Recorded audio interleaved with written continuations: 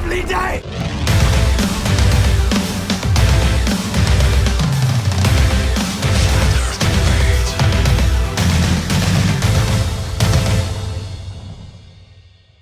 Welcome to Flat Earth Debate, Uncut and After Show. I'm your host Nathan Oakley, and if you are new to this channel, or you've not done so already, then be sure to subscribe and hit the bell notification icon to keep up to date with the Flat Earth Debate. If you'd like to support this channel, there is a super chat that runs alongside each of these shows while they premiere. There's also a PayPal, Patreon and crypto link in the info box below the video. If you'd like to join the community debate, then go to nathanoakley.com and check out the Flat Earth Debate Forum.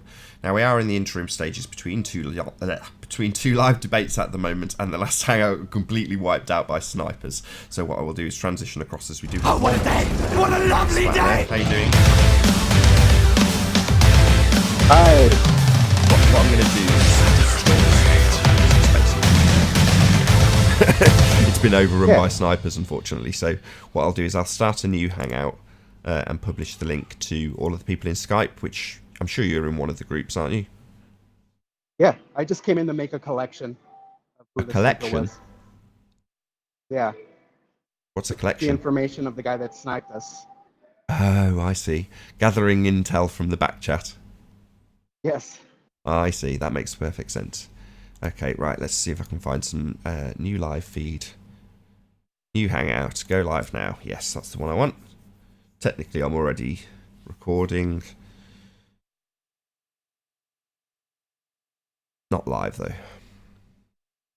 Okay, yeah, so check out... I'm going to end this call with you just so I can start the other hangout. But, yeah, check out Skype, and then I will put it in the info box as I go live.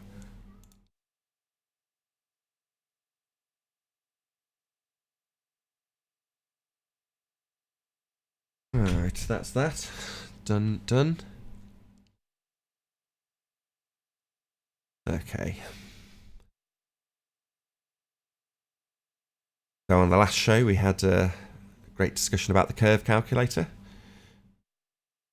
Shout out to Rory for its idiocy, claiming that the curve calculator is including perspective, which is a really wonderful claim, as it means we get to detail just how much it's hijacked perspective, as opposed to genuinely displaying the only sole, singular, solitary cause of anything disappearing into the distance, and that would be the Earth curve that is asserted in the begging the question, proof of nothing, perspective hijacking curve calculator.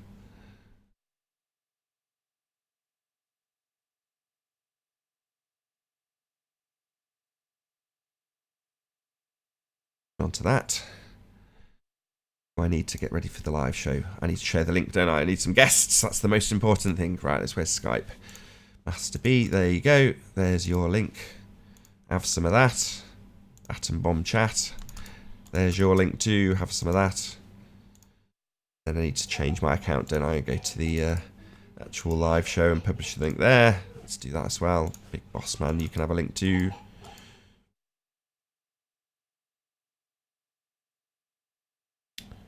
Happy New Year.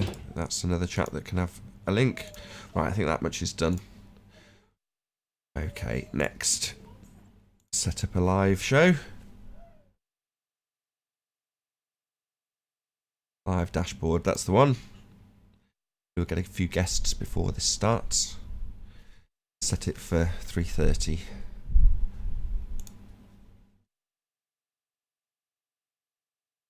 There we go. Does the chat work? Let's just check that. Welcome to Flat Earth Debate. Yes, it does work. Good. 2 minutes till the live show. Ah, I've sent the wrong link, haven't I?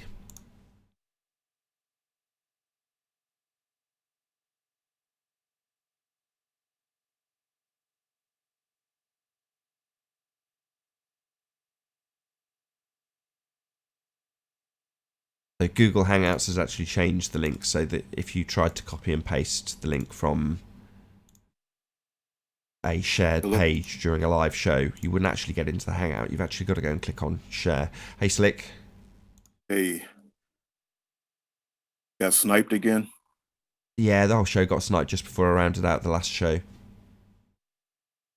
Oh, in So this Master is B. I got sniped. So this is the new hangout you're starting now? Yep. 1 minute and we'll be live. All right.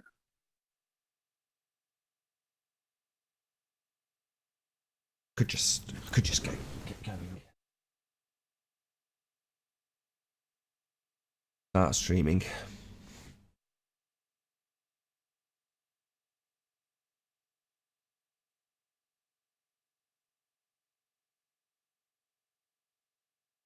Oh, what a day! What a lovely day!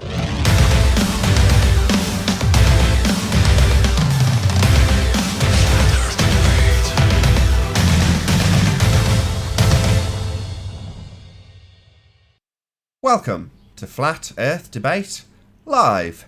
I'm your host Nathan Oakley, and if you are new to this channel, or you've not done so already, then be sure to subscribe and hit the bell notification icon to keep up to date with the Flat Earth Debate. If you'd like to join the community debate, then go to nathanoakley.com and check out the Flat Earth Debate forum. If you'd like to support this channel, there is a super chat that runs alongside each of these shows while they are live. There's also a PayPal, Patreon and crypto link in the info box below the video. Most importantly, if you'd like to join the discussion, simply mute the page you are currently watching, then click the link in the info box below this video to join the panel and express your views on the shape of the Earth. If you do join, please don't swear. If you do, you'll be ejected, and if you are, please don't try to rejoin the stream using sock accounts. You'll be warmly welcomed back on the next stream. Please also share the show on social media. Sharing the show obviously increases the live audience, but this in turn increases the chances of a more diverse panel. So please share the show. And one last time, if you're new to the channel or you've not done so already, then be sure to subscribe and hit the bell notification icon to keep up to date with the Flat Earth Debate. Now we are joined by Slick James Johnson. How are you doing? Hello, hello, hello. Hopefully we'll get a few guests shortly. I have shared the link. I just need to share it in the actual live show, don't I? That said, I might wait a few minutes till we get a few friendlies in, because the last show was heavily sniped. So if I share the link immediately with the public, we'll just get the same snipers in wiping out this show, which I don't want. So hopefully we'll get Arwin and company and a few other nice people instead of the whole horrible trolly snipey snipes. Do a bit of housekeeping though while we're waiting. Any signs of curvature, Slick? Nothing. And that's an interesting question because of the conversation that you were just having with Zender. I think what they should do is that they should put a disclaimer on their calculator and say, if the Earth was a curve, this is what you would see. And I think that's what they're doing wrong. Hey, Travis. Yeah. So if they would put that on there, if the Earth was a curve, if it was a globe, this is what you would see. What was that, Travis? Maybe he couldn't hear us. About axial rotation of the Earth-based variety. Any signs of that? Nothing. We could hear you, yes, Travis. But maybe you can't hear us. So you can't maybe hear the reply. Who knows? What about scientific evidence of gravity? Any signs of that? Nothing whatsoever. Any evidence of gas pressure being maintained without a container? Nothing whatsoever. Like I said, they need you to believe it in order to be drawn into their system where they can tell you anything. How about the distance to the sun? Measured distance. Same thing. They need you to believe it so that they can draw you in. And once they draw you in, they can tell you anything from there, all the way from how the universe began to black holes. Any evidence of a self-perpetuating molten iron core at the centre of a presupposed spherical Earth? Nothing whatsoever. About the R value used in the begging the question proof of nothing perspective hijacking curve calculator. Any evidence of Earth you guys radius? Hear me? Type in chat because I can't hear. Okay. No problem, Travis. We hear you. Okay. All right, I'm just going to be on mute. No evidence of the old R value, Earth radius? Nothing whatsoever. Where is everybody? We had a full panel on the last show. They all got sniped. Maybe it's like literally if I'm not getting the link out within 3 minutes, they're all like, sod this. Who cares?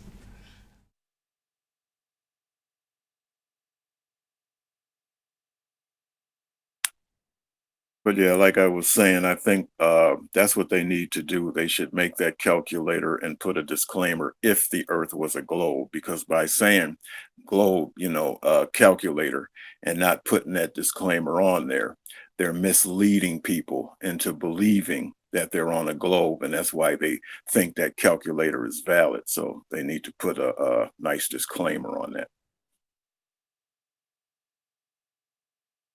Yeah, it kind of amuses me that you have people who would automatically assume that it includes the obvious fact that we have perspective in our day-to-day lives, and whenever you take a picture, look through a telescope, you're always taking into account the things in the distance that can't be seen. For example, America, from here in England, can't be seen. Why? Well, it's way too small.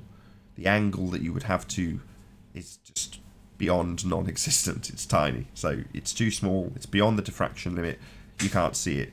However, if you plug that into an Earth curve calculator, it'll tell you the only reason you can't see it is because Earth's got in the way. Right, and because of that disclaimer, that's why you'll hear many people say, "Well, if the Earth wasn't a globe, you should be able to see America from England." See, that's the problem with them not having a disclaimer on there. They fall into their own rhetoric then.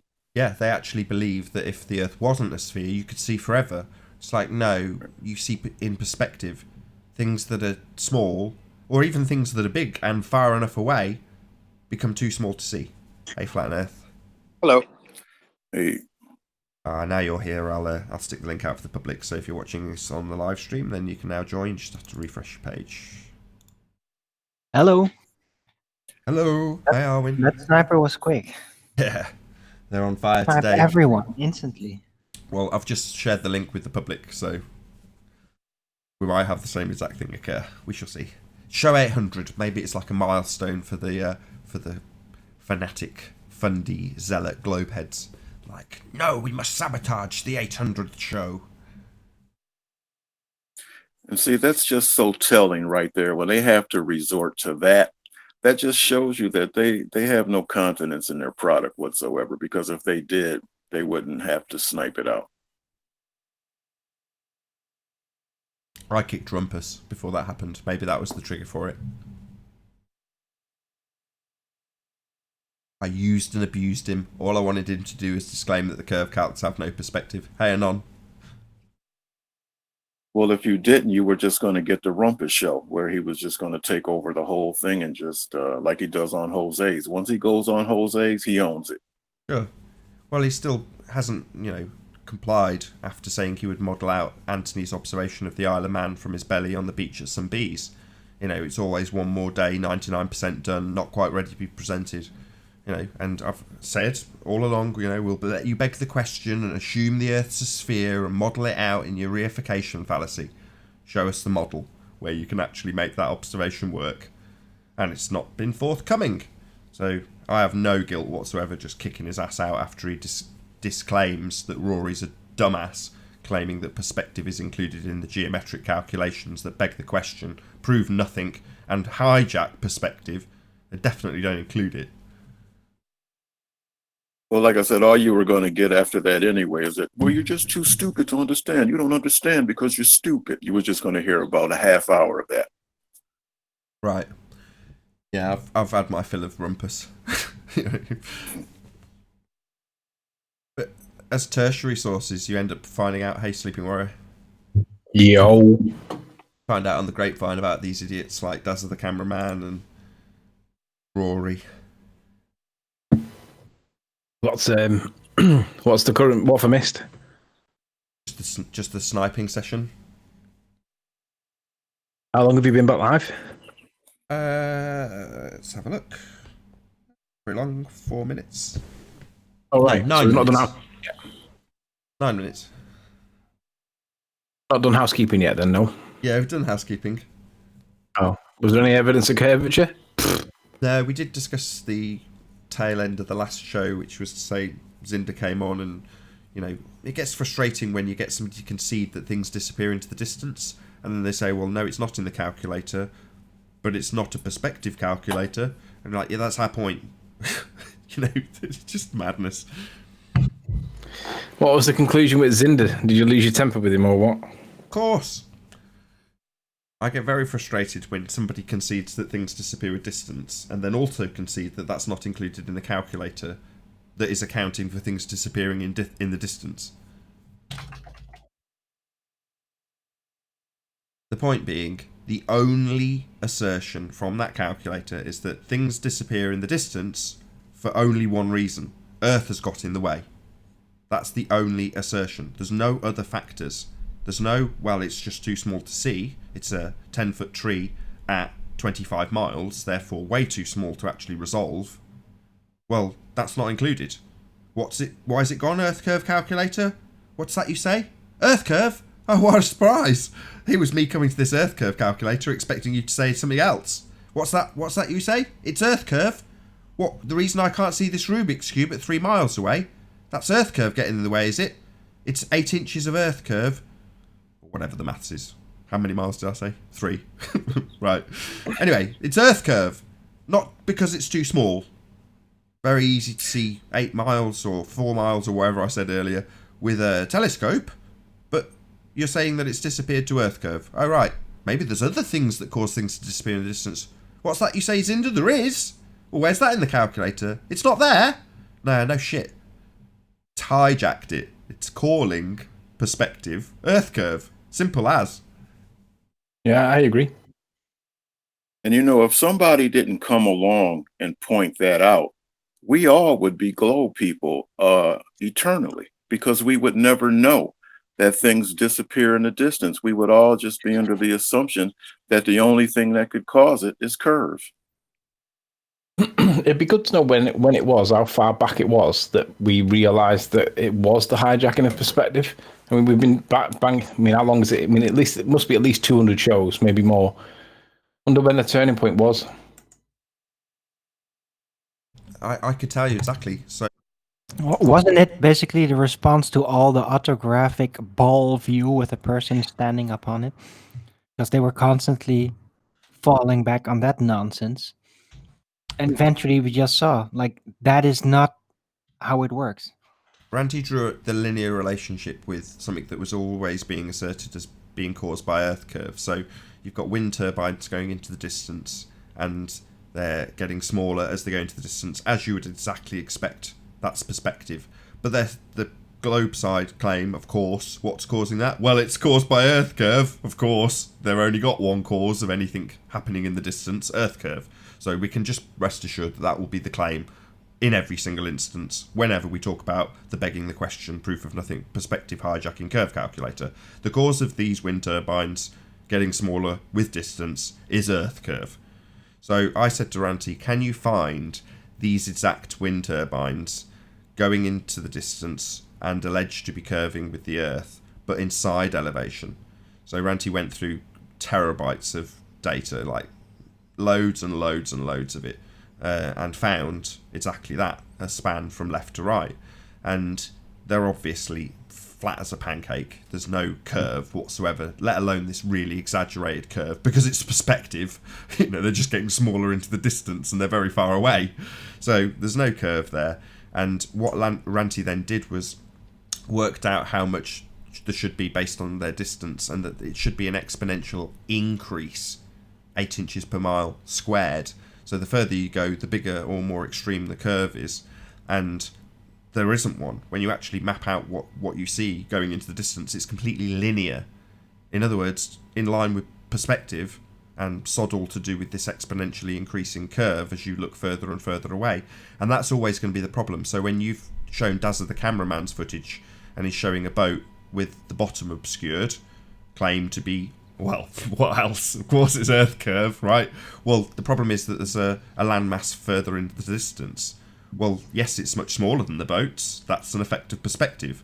Well, the only claim from them is that there's a much, much bigger curve going further away because it's increasing exponentially as you look out into the distance. It's not. It's completely linear. So when you end up with this piece of land that shouldn't be there, if you claim it's a sphere, it's because you don't have this exponential increase in drop. You just have linear perspective. And if you can see a long way on the day, 40 plus miles potentially, then you're going to see stuff that's 40 miles away. So long as it's not too small to see. Yeah, I remember.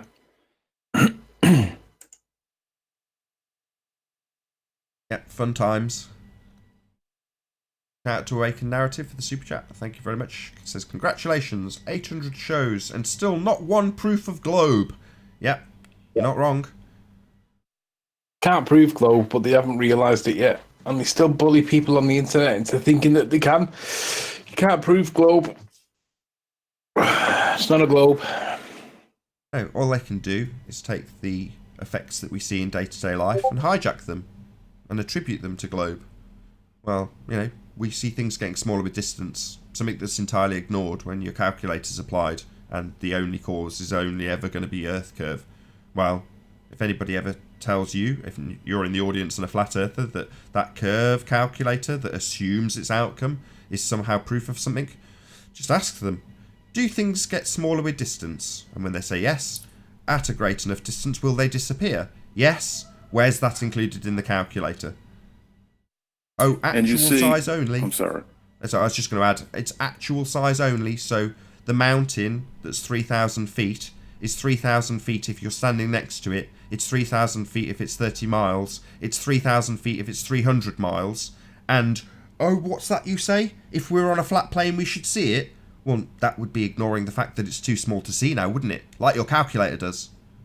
Because that's actually what we're seeing. Things getting smaller with distance. Linear perspective, not exponential curvature, when put into a side profile, when removing all aspects of angular size.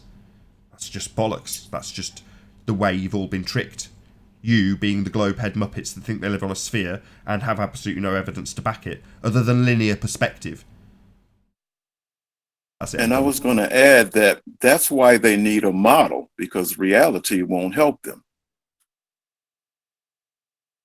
Yeah, they need to reify the sphere first so that you automatically are standing on that sphere. The curve calculator begs the question. It automatically has you on the sphere, correct? I.e., they need a model so that they can reify the model into existence, because reality isn't a sphere. The reality of the Earth we dwell atop is flat.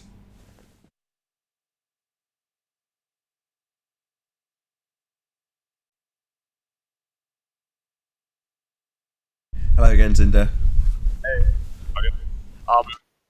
I just looked up Metabank's Earth curve calculator, and here they have a thread about pure angular size results. They don't include it in the original calculator. Like I think the first one that came out didn't include it. But they have like here pure angular size results, and then they have an explanation to it. Yeah, so they do think about angular size. No, they don't. We just covered this with Rumpus. If that was the case, and this was an addition of perspective where it wasn't included previously, then that would make all of Rumpus's calculations incorrect. However, they are identical mathematics using actual size and not angular size for the processing of the assertion that the only cause of things disappearing in the distance is Earth curve. They are still geometric mathematics, identical to what has been used previously.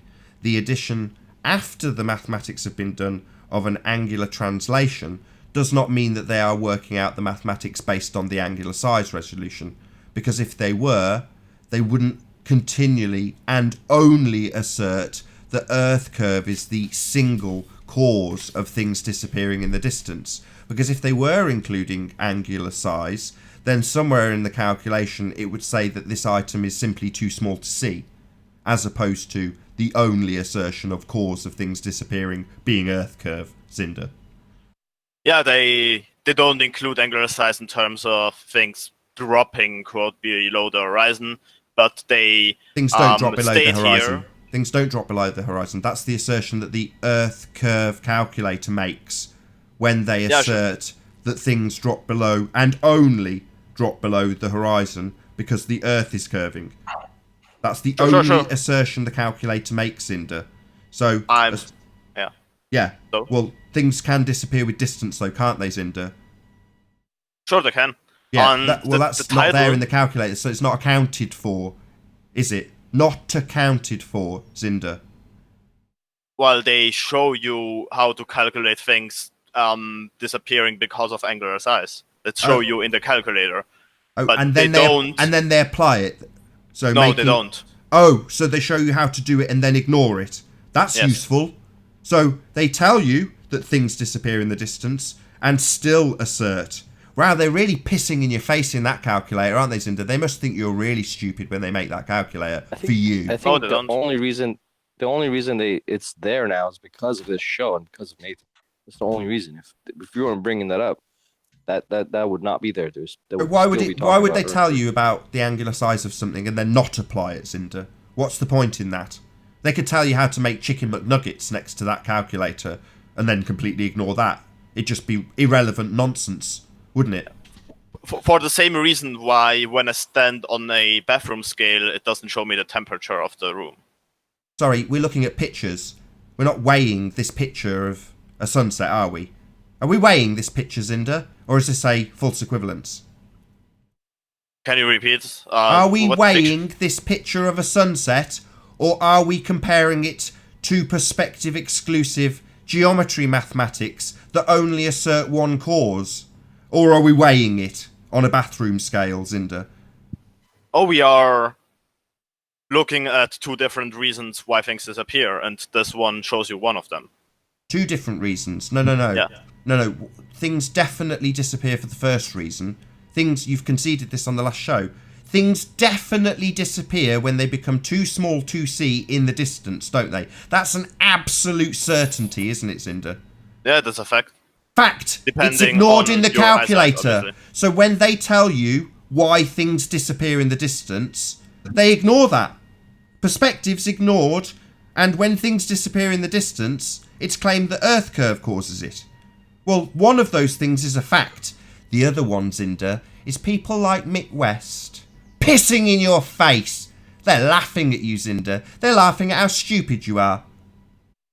Yeah, when I use the Earth curve calculator, I'm sitting inside a room or I'm inside a building, and I look at the wall, and then I think like, why can't I see the mountain that should be behind the wall? That might be because a wall is in front of me, but the Earth curve calculator doesn't tell me that the wall is in front of me. So the Earth curve calculator has to be wrong, right? No. We're not talking about something that's in front of us. See this picture in front of us? That's not a brick wall at 3 inches. That's a piece of land at 34 miles. It's in the distance. Yeah? So when we talk about stuff in the distance, Cinder, you concede that things can disappear into the distance if they're too small. Well, that's ignored, but we'll absolutely compare these pictures and have to a calculator that doesn't account for that.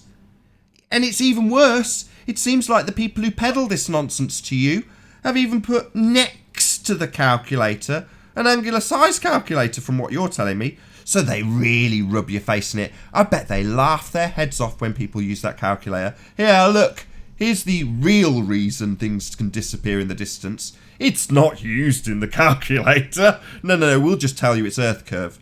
10,000 miles away? Yeah, Earth curve's the reason you can't see it. What's that you say, too small to see? No. Just Earth curve. The only cause of things disappearing in the distance is Earth curve. That's what the calculator says, Cinder.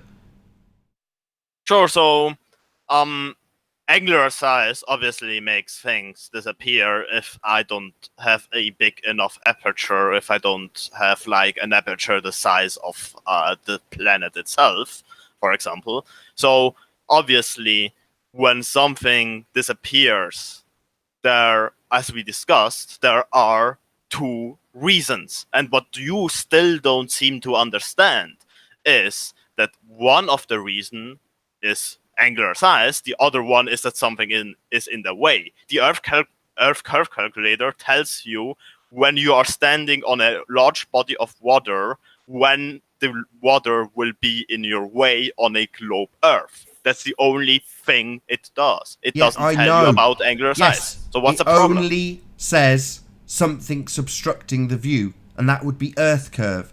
Well, what's it obstructing the view of? Could it be obstructing the view of something that's too small to see? Or will it only be asserted that Earth curve is the reason we can't see that thing behind your claimed obstruction? Something 10,000 miles behind your claimed obstruction isn't being obscured by Earth curve, just too small to see. But the calculator will still claim that it's just Earth curve that's causing that, Zinder. Right? So yeah, your calculator focuses on one cause.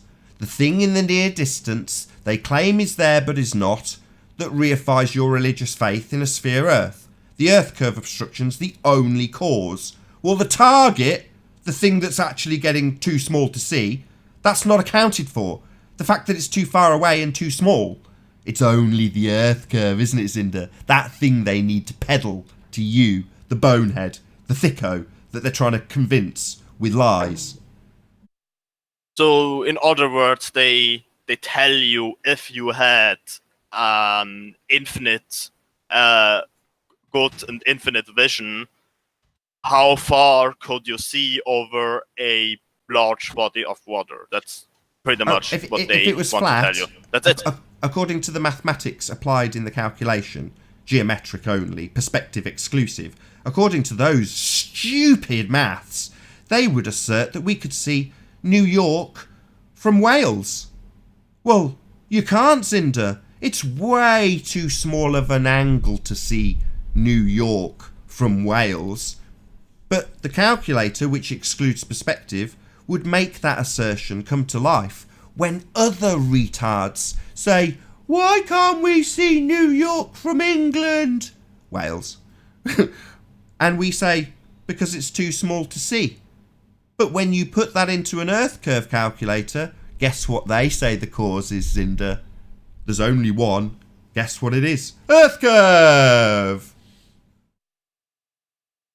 Sure, but you didn't address my point at all. You just went with your script Infinite, again. forever. Your mathematics imply that stuff never gets too small to see, Zinder.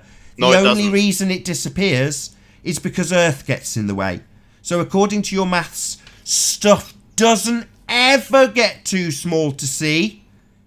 Doesn't matter how far it is. The only cause of things disappearing in the distance is Earth curve, according to the calculator. Even though you know, and I know, and you said it earlier, there's two causes of things disappearing in the distance. Well, guess what?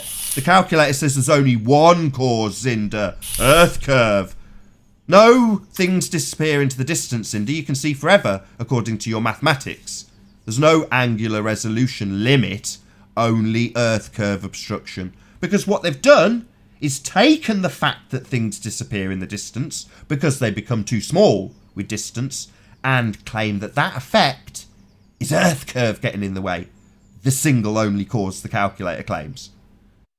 Sure, I mean, if you had a big enough aperture, you could see theoretically infinite. No, you couldn't. Because no, wrong. Every What's wrong? aperture has a diffraction limit, calculable in the Rayleigh criterion. Again, I said this on the last show. How difficult it would be to account for all of the different apertures, you declared, again, like the retard you are, until I pointed out there is a calculation they could apply, called the Rayleigh criterion, and it was made clear by Bob, the fallacy guy. It's not included. So this very real calculation that accounts for the diffraction limit based on the aperture is also ignored, Zinder. Guess what they blame it on? So if we did the calculation and the Rayleigh criterion said it's too far to see, it's too small, the camera can't resolve it, you know what the Earth curve calculator would say? Ding, ding, ding! No, no, no, it's actually Earth curve. So if I see if a fly If I look at the fly, it flies away. It gets too small to see, right? No, Earth curve gets in the way. Aren't you listening? Listen again. It's only ever one cause of things disappearing into the distance. So unless you concede that that fly has gone from your view because Earth's got in the way, you're making my point for me. Yeah, the fly does disappear because of angular size, but when you put that into the calculator, that's not what it tells you. It tells you Earth curve got in the way. So there might be both reasons acting on something disappearing. And they're both included. And they're both included, right? They're both in the calculator then, Zinder. There's more than one cause. No! You're not listening, are you? When you say there's both, there's only one cause if you're a fundy zealot globehead. There's only Earth curve to blame, Zinder. Don't you get it yet? There's only one cause in the Earth curve maths. Earth curve! Not angular size, not perspective, not aperture-based mathematics for the Rayleigh criterion. Only Earth curve, the single cause it asserts. One, not two. So if you're saying there's two, why the fuck isn't it in the calculator? So you are the only one who claims that the Earth curve calculator says that the Earth curve is the only thing that makes things disappear. Show me the other causes. Yeah. Hold on. Zinder, you did this again, you circle jerking ass. Show me the other causes in the calculator now. Show them to me. I did this before. You didn't show me anything. You're just a dick. So show them me. Show me the other causes now. Go. Or I don't have to. them. Because Are there don't any claim other it. causes, Zinder, in the Earth curve calculator? They don't claim it. What's your point? Are there any other it. causes? I say the only cause is Earth curve. You say, where does it say the only cause is Earth curve? I ask, are there any other causes? You say no. So the only cause is Earth curve! No, that's not what I said. Show me the other ones. Show me the name. other causes in the calculator. Now! I don't have to. Yes, you do. It's your claim! That's your claim, you stupid dick! That's your claim. That's not my claim. It's an Earth curve calculator that only claims Earth curve is the reason for things disappearing. If you want to tell me that something else is asserted in that Earth curve calculator, then show me it. You are the only one who claims it. And the name is Earth's Curve Horizon Bulge Drop and Hidden Calculator. So it doesn't say angular size. Right. So it doesn't perfect. include something that absolutely accounts for things disappearing then. It says it's because of Earth curve and drop, right? It says when the Earth's mass will be in the way of your vision, aka the water. So the cause is Earth curve! Jesus Christ. One of the causes. No, the only what's the cause other one, asserted then? by that calculator. Angular size. What The is the other only one, cause Cinder? asserted by that calculator is Earth curve. There aren't any other causes asserted. You can't show me any other cause asserted because there isn't any. So yes, Cinder, it doesn't matter that I'm the only person pointing this out. The rest of you dicks are dumb and being duped by the authors of these calculators that only assert things disappear in the distance because of Earth curve. Not angular size reduction, not because the aperture isn't big enough, not because of perspective, but only because Earth curve obscures the view. Alright, in other words, the Earth curve calculator tells you when something is below the horizon. That's it. Something's below what? The Earth curve? Yeah. Yeah! So, you're conceding now, are you dick, after getting my blood boiling? So the only cause asserted by the Earth curve calculator is in the title? No, it doesn't say it is the only cause. No one is saying it. So What's the other one Stop then, red herring Dick? us. What's the I'm other not red cause? herring. You guys Yeah, are you are. strong You're manning all the constantly time. No, If there you is say another it has cause, other what is it? causes. Now show us the other causes in the calculator. I know there isn't any other cause. You know there isn't other cause. Maybe you're just being a wanker. All right. Oh, what's that here? They tell you that there is also a thing called angular size. And do they Let's include circle that? jerk back to it. And do they Why? include that as a cause? No, they don't. So it doesn't include that, so we only have Earth curve claimed as the cause then, for the 10th time. No, they don't claim it's only Earth curve. What's the other one then? Because you've said angular size is mentioned, but isn't claimed as the cause. So what else is the Zinder? Oh, maybe I can't see the mountain because I'm fucking blind. Or No, because just a wanker who's losing, Zinder. Losing badly because these people who make the calculator rely on your stupidity and rely on you thinking it's funny when you get your ass handed to me by somebody very frustrated like me, who tells you 10 times that the only claim made by that calculator is that Earth curve obscures the view. There's no accounting for things disappearing because they're too small to see, and you think that's funny. Well, laugh at your own stupidity, Cinder, because that's what this is. Them, the people who made the calculator, Mick West, he's having a good laugh too, at your expense, mate. Because he knows just how dumb you are to believe this horse shit in the face of me pointing out that it doesn't include a very real cause. The other cause, the one that's listed on the calculator but not included, because they like pissing in your face, Cinder. They like having a damn good laugh at you. Yeah, that they're laughing about someone who never used their calculator. I've used the calculator, so it's not me that they're laughing at. It's the people who use it and believe it. In the face. I don't use it. So, who cares? You're like the only reason I know about the calculator is because of you guys. What, flat I earthers? would have never thought about it. Okay, so what is and if your I hadn't claim? if I hadn't found out that the heliocentric deception was the massive, huge lie, then I wouldn't come across the curve calculator either.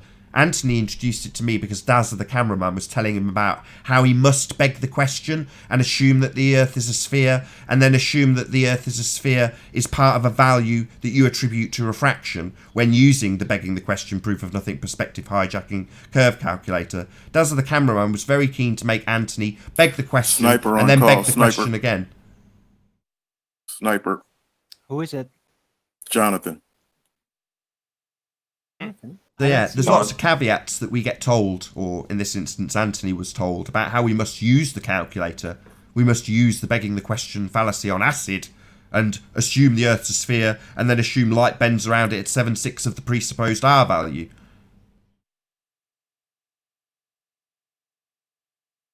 Go on.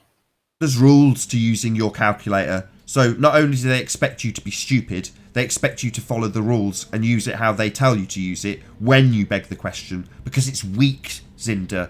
Weak. Sure, just that I don't use it, so what's your point? Ah, that's alright. You're a useful patsy then, for all the Muppets who watch this, that think that proves the Earth's a sphere. No one is saying it proves the Earth is a sphere. It doesn't prove the Earth's a sphere, it's not. No, it the doesn't. Earth's AGM. obviously and observably flat. Hey, AJ. Like,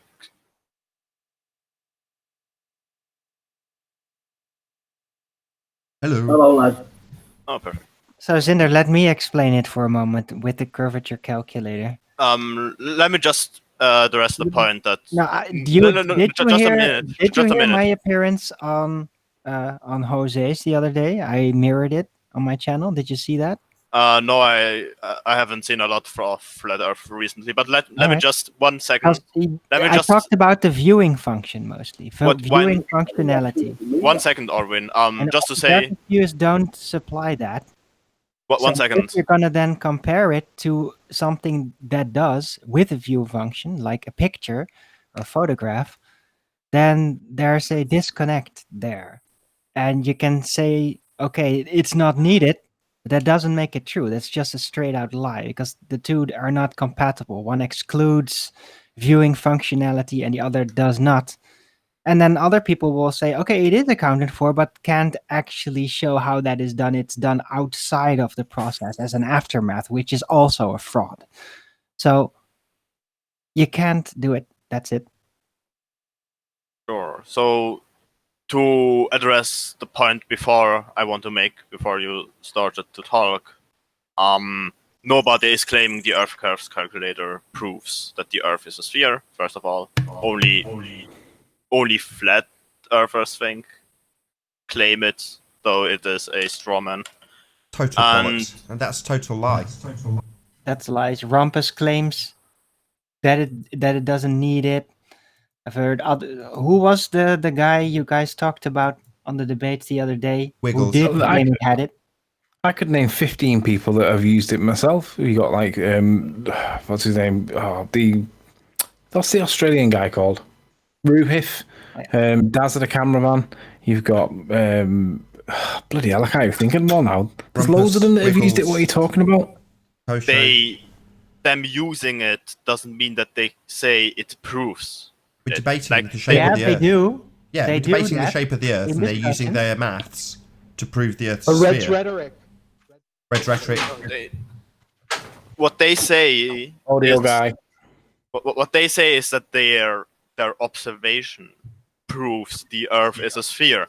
They take the Earth's curve calculator You're and just being a compare wanker. it with That's it. what you've said they're not trying to prove. You've just said they're not trying to prove the Earth's a sphere with the calculator. Now you've just said the total opposite. You're here to fuck us around. You're just an asshole. No, Don't double speak us, you I asshole. didn't say it. Yeah, you've just said they use it It's to prove maybe the a Earth's a language sphere. thing, The though. whole point of No. this conversation, the point you've stopped Darwin talking, is to tell us that nobody uses it to prove the Earth's a sphere. So you're just being an ass. Sure, I'm an ass for telling you that the Earth curve calculator doesn't prove the Earth is a sphere, but when you take observations from the people who made the observations, they claim that they use the Earth curves calculator to compare it with the observations and then prove a globe with it. Yeah, well, it doesn't perform viewing functionality. It's got absolutely no comparison to a picture. It's in side view. It excludes perspective. It doesn't take into account the aperture of the camera and the Rayleigh criterion. So it's not comparable to a picture. It's so far removed from a picture that you couldn't even, like Arwen says, it's totally incompatible. This picture, which is what's on screen now, doesn't include the side of my head. It's not there. But your calculations have the side of the observer's head so that you can keep everything in actual size. Back, sniper back again, sniper again. Jonathan Doherty? Yep, Get rid of him, get rid of him. alert. Oh. I think he got AGM. Why is he doing that?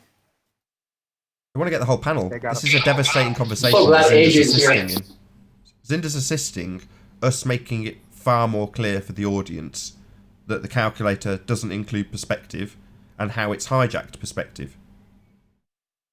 Sure, I agree. It doesn't include perspective. Thank you. Well, does So this we picture can agree. Perfect. does this picture include Let's perspective? move on. Does this picture include perspective, Zinder? Yes, it does. Right.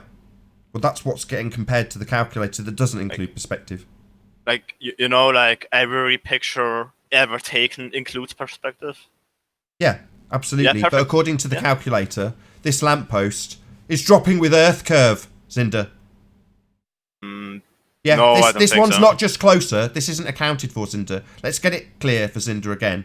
The only cause asserted by the Earth curve calculator, clue is in the title, is Earth curve. So that's not a function of angular size reduction at distance. That's Earth curve right there, my friend. Nope, it isn't. No, I know that, Zinder. It's farcical, but that's what the calculator says because it only has one cause to assert while it pisses in your face and shows you the real cause next to it, right? It gives you an angular calculator but doesn't apply it. Wow, they must really know how dumb their audience is because you do use the calculator because you told us about how it included this function, Zinder. You're just a liar. Sure, whatever. Yeah, liar. Because Yeah, you know all about the calculator to the point that you can argue the calculator, but you say you don't use the calculator. So, yeah, you know that it's pissing in your face. You've told us. It tells you about angular size, but doesn't apply it. So it really wants to rub it in, doesn't it? These jokers. Mick West, man, he's a proper card, isn't he? He really wants to rub your face in it. Anybody using Mick West's calculator, Mick West is laughing his head off you. He knows you're dumb. Sure. The only times I've seen it used was like 5 times here by flat earthers and 2 times somewhere else by globe earthers. Well, then you haven't paid much attention because it's being used countless times. Yeah, I don't spend in long-winded, highly debated arguments several times spread over the last 2 years. Probably, Orin, because like you are in the scene way longer and you spend a lot more time in it than I do. So probably you have seen it more times, so it's logical. It may be slightly before you arrived. Yeah. Because you're here now half a year, is it? Yeah, or like half a year or 3/4. Right, well, it was mostly used in the first 1.5, 2 years. And then we started to really get to the core of how perspective really worked. We had an alternative and it was getting used less because they're trying to avoid it. Getting too hot for them to handle. Do you know about perspective? Do you know how they claimed they made a picture of the black hole? They used a telescope that would be the size of the Earth itself because of diffraction, right? So they used a lot of telescopes and that they put in on the Earth, and since the claim, or since I am convinced that the Earth rotates, the telescope moved, and then they could take a lot of pictures and then put them together in order to simulate a telescope the size of the Earth, that diffraction wouldn't affect it so much. I don't think optics really works that way. No, Besides, no, it was a highly that is pixelated feasible. picture, and that array is feasible, Owen. I think it was. I think it was a zoomed-in, lit-up cigarette butt. Did you hear Zender say he's convinced that the Earth rotates? Did you hear him slip that in? Yeah, no, I did. Yeah. No, he was creating a presupposition as to a silly theory, obviously, as to how that was taken, because there is no telescope the size of the Earth, and you can't miniaturize that if that is necessary with multiple telescopes. It doesn't work that way. It does. You can use a telescope array. That's what they've done. That's why I didn't bat an eyelid when but you like can this. square out. No, but not if you want to get the right depth. It wouldn't surprise me if that picture was a legit picture. It's just a picture of something in the sky, a donut in the sky. Right. Well, so what? Right. Look more like an eclipse to me. It's no different to showing Mars. Okay, that's a red light. Okay, great. Yeah, Mars. Great. Well, the only problem comes when you say, well, actually, that's a rock. And it's in orbit. And it's in a vacuum. And we can travel there. Well, that's a problem. But the picture itself, it's like, well, so what? It's only the bullshit assertions that come along with the picture. Like Zinda saying that the Earth's spinning when they gathered the picture. Somehow this picture turns into a proof of Earth spin. Okay, let's hear that then.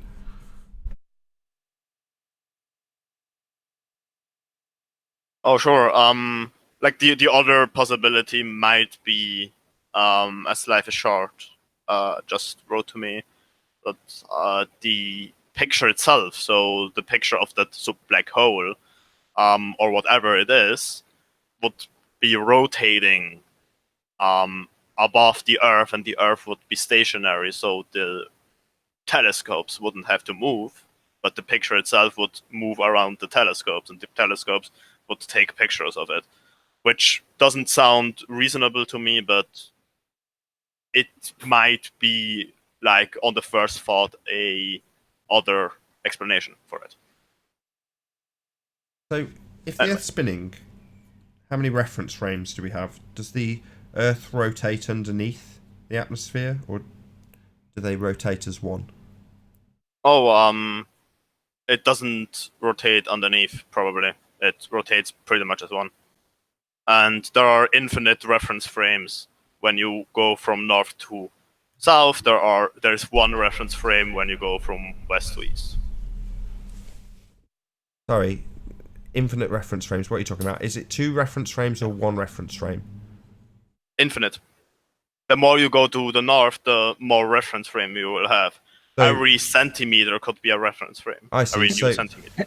So the Earth is a rotating reference frame, and when you leave the Earth, you're in infinite other reference frames.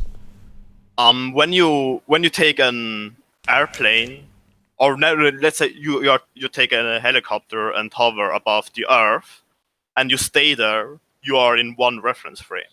When you move the helicopter towards north, then you are entering a new reference frame every centimeter you pass, because the Earth would rotate slower and slower and slower the more you go to the north. I see. You got any, you're saying as you transition between the reference frames, you see a difference in the Earth turning underneath.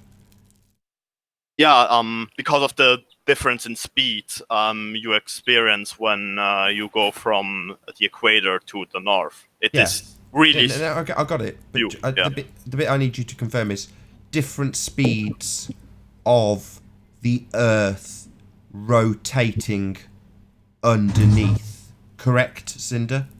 It would be underneath then. Yeah. Yeah. When so you are leaving you are the Earth. asserting that the Earth rotates underneath, then, Cinder. When you Just when you yes enter or the no. next reference frame, Am yes. I wrong? That's what you've described. I'm just getting you to confirm what you've just said. Repeating it back slowly. It's your own words, your description, infinite reference frames of the Earth turning underneath. You just need to say, yes, you've understood what I have said, Nathan. Confirm that I have understood what you have just said. Because that is what you have just said, Cinder. Please confirm that I have understood it, which I absolutely have. Oh, I have to add something. Sorry. When you don't No, move, Cinder, we can't move on till we get a concession that we're all in agreement. Infinite reference frames with the Earth rotating underneath. Just need a yes, as that is what you said. So when you move, infinite. When you stand still, 1. I mean, when you stand still, yeah, on the rotating reference frame, we're talking about the Earth rotating underneath the infinite reference frames as you travel north, as you just described. For some reason, what you've just described in detailing, the detail of the Earth rotating underneath, even though you've described it and I'm highlighting it, you don't want to just say yes. That's right. My assertion involves the Earth rotating underneath. Why wouldn't you want to just agree with what you've just described, Cinder? Is it because I'm about to take a giant shit on it? Sure, go ahead, take your shit. I will, And Cinder. don't forget to so wipe your if ass, the Earth Nathan. rotates underneath, then planes would have the Earth rotating underneath, Cinder. No. What do you mean, no? When they move from west to east, they obviously have a certain velocity, so they fly, let's say, ahead of the Earth, or they fly the opposite of it. But So why you're can't saying try to they juggle it? fly Watch in it. opposition to the Earth rotating underneath. That doesn't happen, Cinder.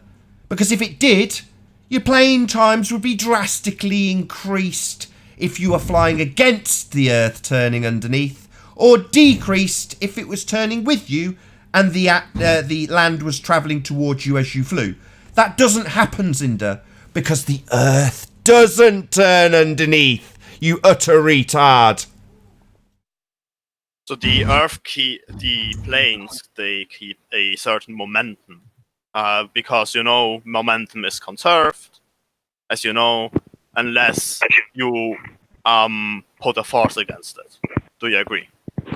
Right, we're talking about the Earth rotating underneath, Cinder. Something you made it clear. If you travel north into the infinite reference frames, you get a different speed of the Earth rotating underneath. You made it clear. So you take off, and the Earth rotates underneath. So you take off, and the land mass you're travelling to comes towards you as the Earth rotates underneath. That's what would happen if what you say is correct, and the Earth rotates underneath. That doesn't happen though, Zinder. You just seem confused. This is why Mick West gets to laugh at you, because you are stupid. The Earth doesn't rotate underneath planes, Zinder. That does not happen. So let's make it a little bit more simple, and let's take a helicopter, because the planes obviously move. So So does a helicopter. With the example of the helicopter, I think you would say once you leave the Earth with a helicopter, you just have to wait, right, until the location comes to you at 1,000 miles per hour. That would be your assertion based on... No, it isn't. You claim the Earth rotates underneath, Zinder. The problem is that it doesn't rotate underneath a helicopter, and it doesn't rotate underneath a plane, because it doesn't rotate! So when the helicopter takes off, it rotates with the Earth? No, the Earth does not rotate underneath, because if it rotates with the Earth, then it's not rotating underneath as you first asserted, Zinder. You seem very confused. I'm not confused, because... Yeah, you are. You've asserted the Earth rotates underneath. Now you're saying you take off in a helicopter and the Earth doesn't rotate underneath, having had me point out that the Earth doesn't rotate underneath planes. So either it doesn't rotate underneath a helicopter, or it does. Your first assertion being infinite reference frames with different speeds of the Earth rotating underneath. Well, it doesn't, does it, Zinder? You take off in a drone and it doesn't rotate underneath. You take off in a plane and continents don't magically come towards you as you fly through the air with the Earth rotating underneath. You're just confused. I'm not confused, no, because... Oh, so the Earth does rotate underneath the planes then, Zinder? We have magical air time travel where continents come towards us because, as you assert, you've got these different reference frames with different speeds of the Earth rotating underneath, Zinder. So depending on your latitude, that continent would come towards you at a different rate as it rotates underneath. That's what you have said, Zinder. Depending on the latitude. Oh, so these continents do come towards the plane. Why don't the plane journeys take less time, Zinder? Oh, that's because it doesn't happen. You're just confused. There is no Coriolis effect. The Earth does not rotate underneath. The Earth does not rotate. No, following. So when the helicopter takes off, it rotates with the Earth when it stays on the point, right? Regarding to the ground, obviously. Yeah, when it's on the ground, if you've got two reference frames, when it starts moving from the equator to the north, the Earth starts turning. Some of the reference frames start to turn underneath because... Let me get this straight, you utter fuckwit. You think that the plane takes off and the Earth isn't rotating underneath, and then if you travel north, suddenly the Earth starts to rotate underneath because the plane or helicopter has moved north.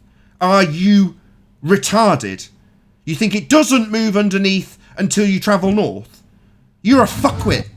You're dense. Either it rotates underneath, or it doesn't, Zinder.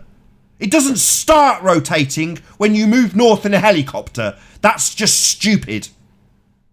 It's a spatial non-linear rotation. Out of it. On the equator, helicopter moving at 1,000 miles per hour, Earth underneath moving at helicopters don't move at 1,000 miles. Zinder, Zinder, no, there are no 1,000-mile-an-hour helicopters. What kind of world do you live in where helicopters travel at 1,000 miles an hour? On the Earth. So, all right, then North Pole. 1,000 miles an hour. North Pole. All right. Theo, North Pole, the center of North Pole. I'm tired of this, Zinder. You're a stupid idiot. I'm sick of talking to you. You're dumb. Sorry, Theo. What did you say? That I could talk about something that travels at 1,000 miles an hour. Bullets. Okay, so Zinder was explaining as you cross linear reference frames, there's an alteration that would cause the differential in speed. Now, if you look at ballistic tables, over no matter where you are on the supposed globe, is only 4 inches corrections. So how could it be true what he said, yet you only have to account the same amount of correction everywhere you are? Cool. How much did they say? How much correction? 1,000 yards would be approximately 4-inch correction. Let me look something up a moment. Now, for Hey, some real quick, context, for some real quickly, context, real quickly, can Riley go on mute? He's making a lot of noise in the background. I am on mute. It's not me. hey, for some context, No, it's Theo himself. yeah, it I might be think me. it's just Theo stuff, Mike, but it's fine. We can just about make out what he's saying. All right, so I was in the military. I was a scout. I was a range operator. I operated weapon systems that fired in excess of 3,000 meters. And guess how many times I had to account for Coriolis effect? Never, ever.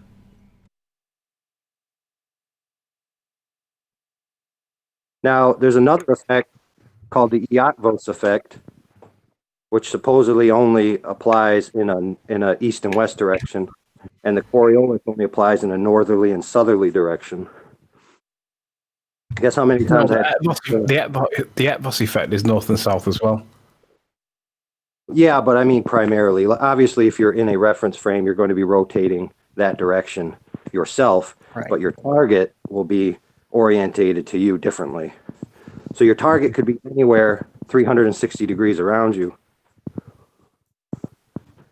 So you have 2 reference frames, 2 calculations, a 360-degree sphere to your target, and guess how many times I had to do those calculations? Never. Never. Now, I argue with certain people, and they'll say, oh, well, that's because your weapon system was automatically accounting for it. I'm like, I took that weapon system apart and put it back together. I had the higher manuals because I was also the armorer, and nowhere in those manuals is there a system inside that accounts for those things. Yeah, it's like when they say about the pendulous veins, correct for the gravitational pull of the Earth, and they don't at all. They stop it from toppling. It's a complete misrepresentation. Hey, John. Can you hear us? Yeah, it's pretty noisy, man. I'm getting a lot of feedback. There, that's Theo. If you can pepper your mic, mute button when in between talking. No, Theo. that's coming from Riley. That's coming from Riley. He has to mute. Sure. Can you mute the Hangout, Anthony, just to see if it is you causing that? Might be something other than your mic. No, it's not him. I didn't can't think it see was. any activity. I can't see any dancing lights on his line. I think it's Theo. Right, but when I hear the noise, I see his avatar pop up on the screen. Oh, really? Oh, maybe That's weird. Shouldn't be doing that at all. I'm on mute physically on the microphone. It isn't me. This is Cinder. Yeah, that's definitely Cinder. No, do it again. I can't imagine. Anyway. Are you in the car, Cinder? What am I? In a car? Maybe. Who knows? Yes, it's in there. I am the car. Anyway, when it comes to Coriolis, it would be like 16 centimeters per kilometer. Right, which is about what, 4 inches, right? Yeah, kilometer is 1,000 meter, which what did you say? 1,000 yards is about 1 kilometer, right? Close enough. So it would be 16, like according to my calculations, it would be 16 centimeters per kilometer. 16 centimeters of what, Cinder? Of the Earth turning underneath? No, 16 centimeter of deflection from to the left or to the deflection. right. Yeah, apparent deflection. You appreciate that it's an apparent deflection, though, don't you, Cinder? Yeah, obviously it is. So that would mean that the bullet travels in a straight line, and the Earth turns underneath to the tune of 16 centimeters. Correct, Cinder? It turns underneath, yeah. Right. The bullet. Underneath the bullet. So a high velocity projectile has the Earth turn underneath. Why doesn't the same thing happen underneath the planes, Zinder? Well, when the plane flies, first of all, the plane has a motor, right? So, the second thing is planes usually fly from west to east What or does east that to have west. anything to do Sorry, with it? Zinder. The plane has a motor. Sorry, that's not answering What my question. color is its wings? Sorry, Zinder. Cloud. Yeah, let's just get it clear. It makes absolutely no difference. If it's travelling underneath a bullet, ipso facto, it will travel underneath an aeroplane.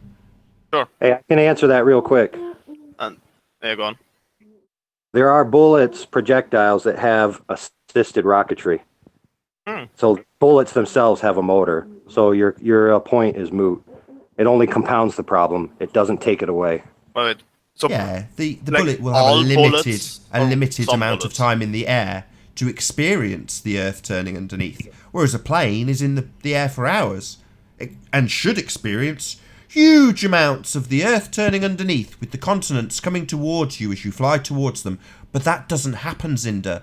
So if the Earth turns underneath the bullets, it would also turn underneath the helicopter, and it would also turn underneath the planes, but it doesn't. And here we are with somebody who has done this in the field, and according to him, it's never been accounted for, Zinder. So, the Earth does not rotate, Zinder. That's just the people who lie to you laughing at you. Like Mick West with the calculator, laughing in your face at how stupid you are. The So Earth doesn't rotate, Zinder. Once the plane traveled 1 kilometer, and usually airplanes travel 900 kilometers an hour anyway. Once the plane traveled 1 kilometer, it should, if in a perfect world, it should have a deflection of 16 centimeters. 16 centimeters over 1 kilometer. No, it's not the distance. It's not the distance. It's the flight time. In other words, totally insignificant and measurable, right? Yeah, that's the point. So it's too small to measure. Another convenient. That's why everybody you can calculate it yourself, Orwin. You can calculate it, but you're never going to see it. Now, are you? Theo. You're never actually going to confirm it. Now, We are talking about the very principle of Coriolis. No, you're not. That's what You we are have no talking idea about. what Coriolis yeah, is. and Tell you're him, saying Theo. that the deflection is so You're not insignificant Theo, are that you, it could Arwen? never be measured. Let Theo tell him. It is not the distance traveled that is the important factor. It is the flight time over distance. The time. The amount of time the Earth has to rotate underneath. That's the factor you got to bring in question. Not just the distance. Yeah, so an airplane would travel really fast. I have no right? idea what you're talking about. An airplane travels much slower than a bullet. Sure, I agree. But you said like the bullets you use, they have a motor. Like the bullets you use usually aren't ballistic. Zinder, you have Google? Do you have Google? Sure. Okay, look up the muzzle velocity of just a common weapon. Let's say the M16. Look up the muzzle velocity of an M16 and turn that into miles per hour. You'll see that it's much faster than an airplane. I agree. Yeah. So therefore, it takes a shorter amount of time to cover the same distance. Mm-hmm. And the amount the Earth would turn is relative to the amount of time taken from point A to point B, not the speed or the distance. I agree. If you could teleport, you would be on like you teleport 45 degrees of Earth, and then you obviously would be at like the deflection would be 0. Right, No, Oh, Zinder. God. No, you'd raise up in a helicopter and just hover. You wouldn't have to travel at any speed, and the Earth would rotate underneath. The continent the continent would come to you if the Earth rotated. But do you know it doesn't. there's a conservation of momentum and so on. Conservation of momentum of what? Okay, you made that assertion. You made that assertion. Now show the math for it. For He can't show conservation that. of momentum. He doesn't even know what the Coriolis. Have him define the Coriolis effect. That's what has first happened is have him define the Coriolis effect. Why go down this road if he doesn't know what it is? What's the Coriolis effect, Cinder? An apparent deflection of an object moving above a rotating object. So a helicopter is above a rotating object, the Earth. Yes. So you only need hover, and the Earth rotates underneath, Cinder. But it doesn't move relative to the Earth. Yeah, it stays in its reference frame, and the Earth would rotate underneath, but it doesn't. They are in the same reference frame. No, that's what you've just Sure. defined with the Coriolis effect. Do you want to read it out or define it again, Zinder? Because that's in contradiction of the Coriolis effect.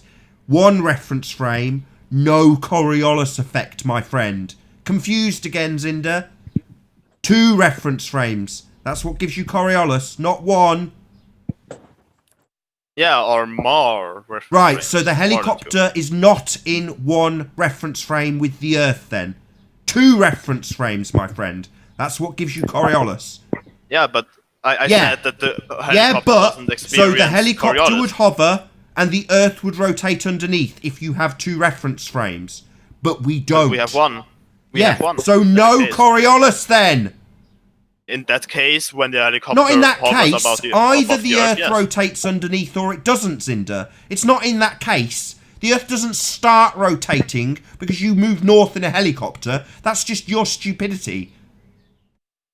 Guys, can't you see? Hold on. Guys, can't y'all see that Zender's just tying up the show? He's just playing games. Yeah, sure. Then Yeah, he's contradicting himself with every other statement. He's With suffering what? from cognitive dissonance. He's holding two truths that are mutually exclusive to be true at the same time in the same way. Yep. And with that, I'll say if you're watching this on Nathan Oakley 1980, then stay tuned, as there will be an after show to follow. If you're watching this on the Nathan Oakley live stream, unfortunately, this is where we bid you farewell. So a massive, huge, enormous thank you to all of you who joined us in the live audience. Also a massive thank you, of course, to all of today's debating panel for making today's debate possible. If you need to keep yourself occupied after the live stream is over, then go to nathanoakley.com and check out the Flat Earth Debate Forum. I've been Nathan Oakley, and I'll see you all in the next video.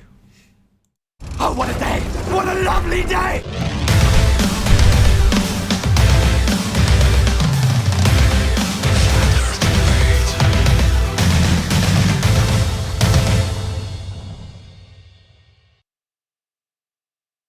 Consequences of what you just said is that the plane must therefore be correcting for that effect, correct? well, it kind of does it almost automatically. I mean, the effect is so weak. Listen, Zinder, the effect is not so weak. You're talking about 1,000-mile-an-hour object versus a 500-mile-an-hour object. That's a 500-mile-an-hour difference, decreasing over time with the loss of momentum since you left the reference frame, which is giving you the initial 1,000 miles per hour. So please show me the math for that and show me where the air pilot corrects for that. Well, when you say from 1,000 miles per hour to 500 miles per hour, it would be 1,000 miles per hour at the equator and 500 miles per hour pretty much where I live. Those I live 5,000. I live 5. Let me finish. I live 5,000 kilometers. See you later. I live 5,000 kilometers away from the equator. Irrelevant. Well, you just said 1,000 miles per hour and 500 miles per hour. What is going 500 miles per hour, Zinder? What? The Earth.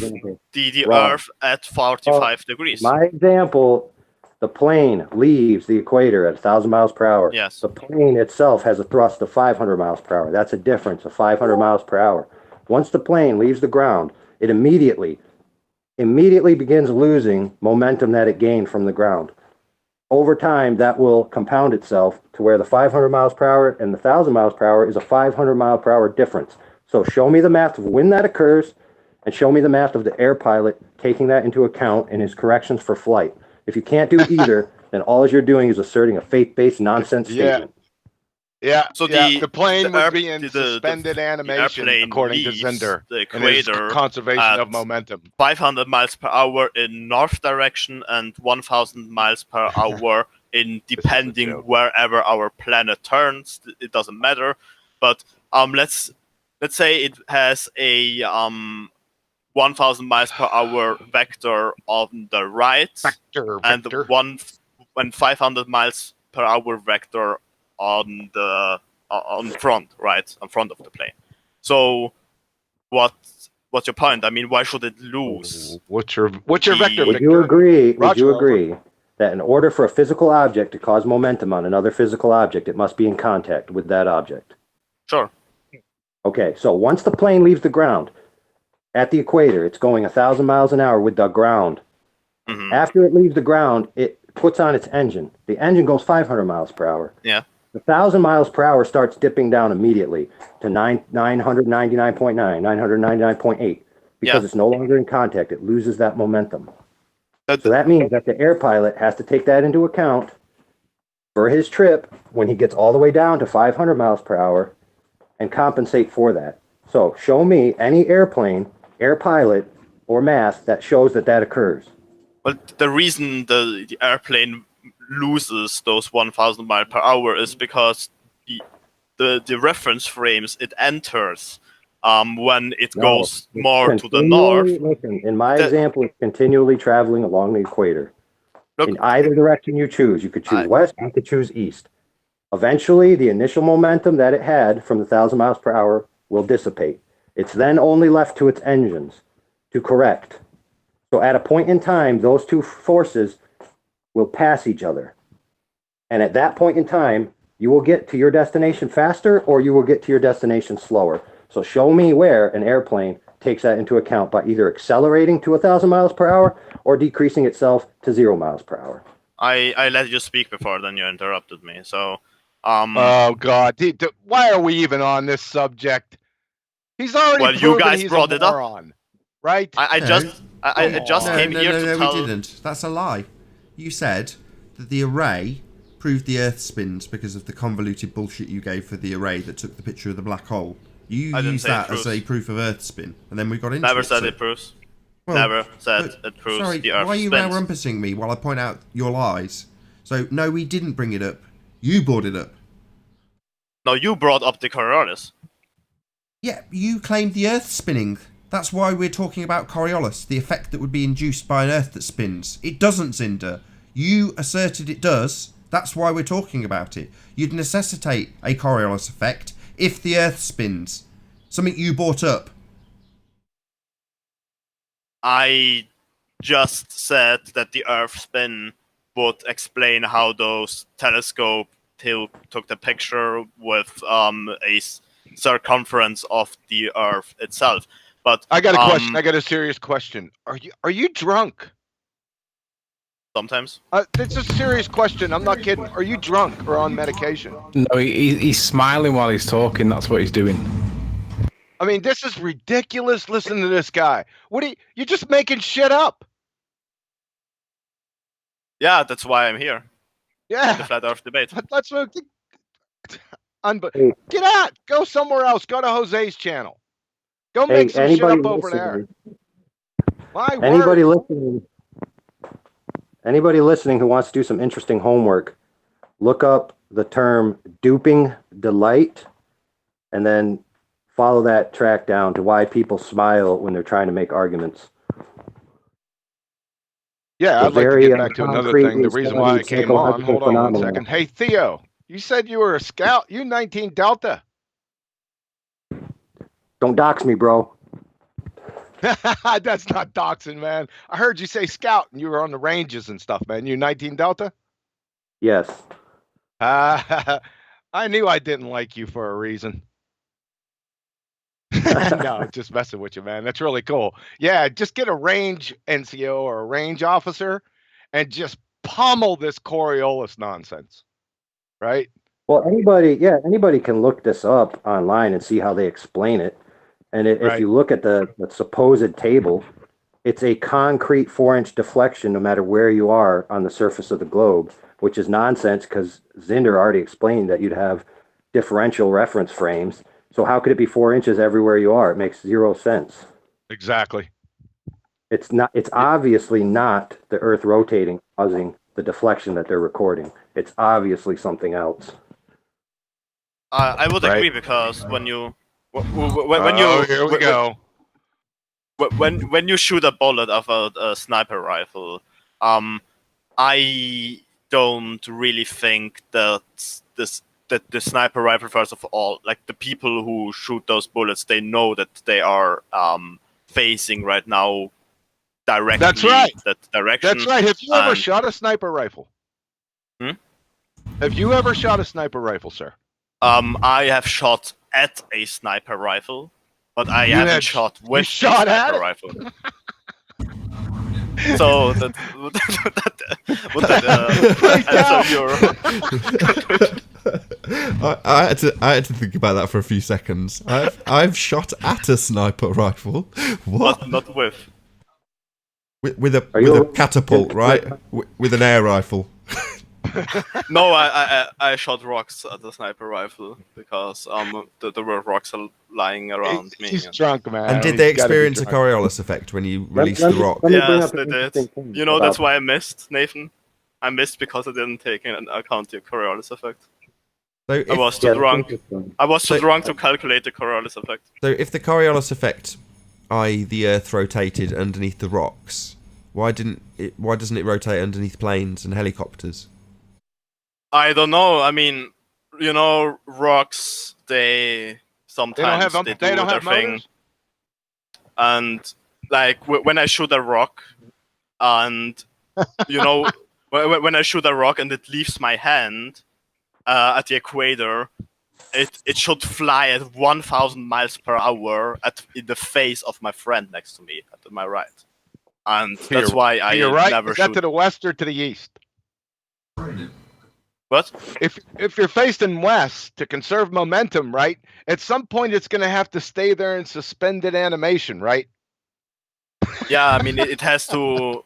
It has to take all the frames in account. Like when my eyes can only see like 5 frames per second, it would have to take those in account, not the whatever frames per second my eye can see. Did you ever hear the saying "one toke over the line"?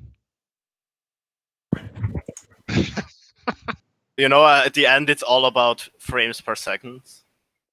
That's what causes Coriolis, the speed your camera takes pictures. Perfect.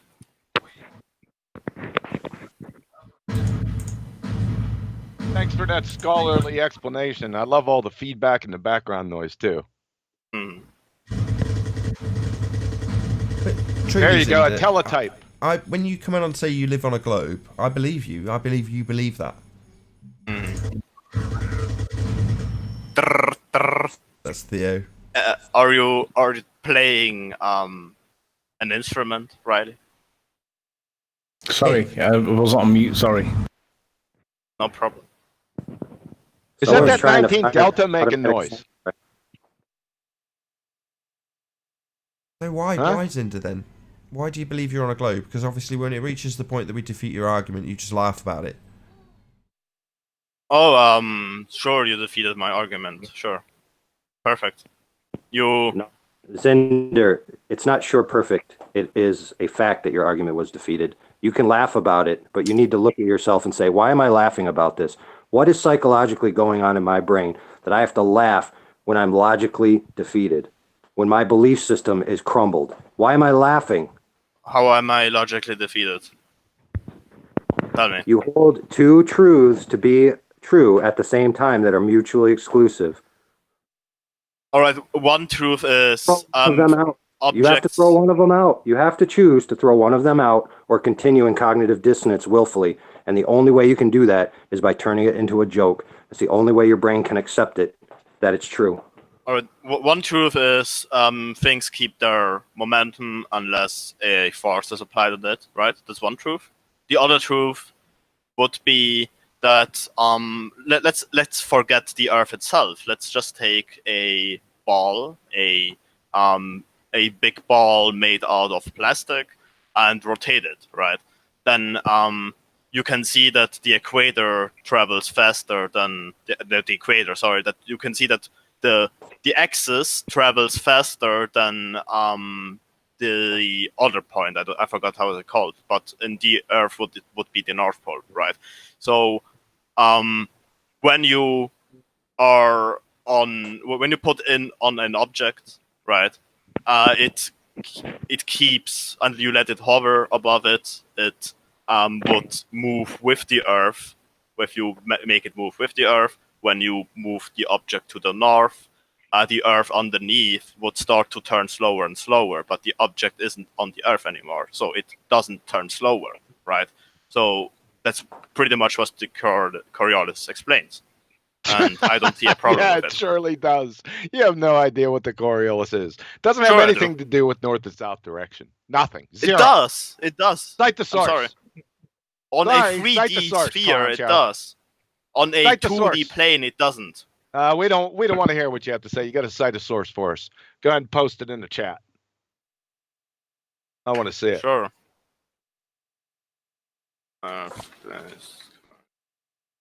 Let's get one Go from on, wait a moment. physics.com, physicsabout.com. The Coriolis effect, also called the Coriolis force, is defined as the apparent deflection of objects such as airplanes, wind, missiles, ocean currents, moving in a straight path relative to the Earth's surface. The apparent portion of the Coriolis effect's definition is also important to take into consideration. This means that from the object in the air, i.e. an airplane, the Earth can be seen rotating slowly below it. From the Earth's surface, that same object appears to curve off its course. The object is not actually moving off its course, but this just appears to be happening because the Earth's surface is rotating beneath the object. Yeah, right? That's pretty much what I said. Yeah, that's exactly what you said, right? Yes. Yeah.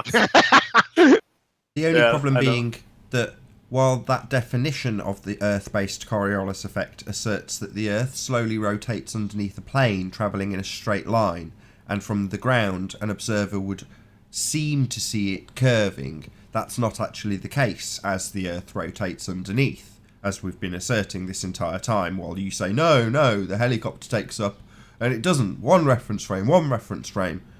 Zinder. Yeah. Well, that's incorrect. The main problem being that when you take into account that that definition of an Earth-based Coriolis effect has the Earth rotating underneath a plane, that would necessitate the flight times being radically different east to west and west to east, depending on whether or not the continent you're travelling to is coming towards you or you're fighting the Earth turn. But that doesn't happen, ever. Yeah, because that's not what Earth-based Coriolis tells you it happens. We just read the definition.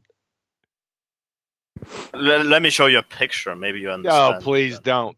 What's the inertial and non-inertial reference frames that you need for the Coriolis effect in any of your scenarios? Ooh, look, I even zoomed it in. Right. So here Don't just blow you up can what I see said. that there is less mass on. Okay. Define mass. On the amount of atoms Define mass. No, that are I'm gonna in. stop you because you don't know what you're talking about anyway. So we'll stop you Mass. here. Define Sure. mass. Mass is pretty much can be explained by the amount of atoms that are inside an object. Nah, that's a mole. That's a mole. It's a mole. Oh, okay. What does that have to do with Coriolis? Well, we want to get him off the Coriolis because he's an idiot, right? Okay, Sure. yeah. Go on. But that has nothing to do with Coriolis at all. No, mass. Right, it doesn't. What I said But he about brought it mass up. was there is here you can see that He there doesn't is even know what the mass is, Earth. and he's saying, like, okay, and he look- just continues. Look, the Earth rotates every 24 hours according to the globe model, and According to the globe reification fallacy, yeah. the on the equator, if you would cut off 10 meters through the equator, and It's actually 23 hours, 58 minutes. yeah, whatever. But let's say 24 to make it a little bit more simple. Let's cut off anyway, the Earth at the equator 10 meters. Okay, I'm anyway, following you. you cut off, you cut through the Earth, and you let it, you cut it that way that that the Earth is only thick, and it's only 10 meters thick. When you rotate it in 24 hours, there is more mass that rotated in 24 hours than there is on a 45 degrees on the latitude of 45 degrees when you do the same thing, right? But both rotated. What's the Cartesian coordinates of that vector? Which coordinates? I don't know. The Cartesian coordinates of the vector of the 10-meter slice through the equator of the Earth and its mass. Please, we need to see that. Sure, show me the Cartesian coordinate or whatever. I don't know what you mean.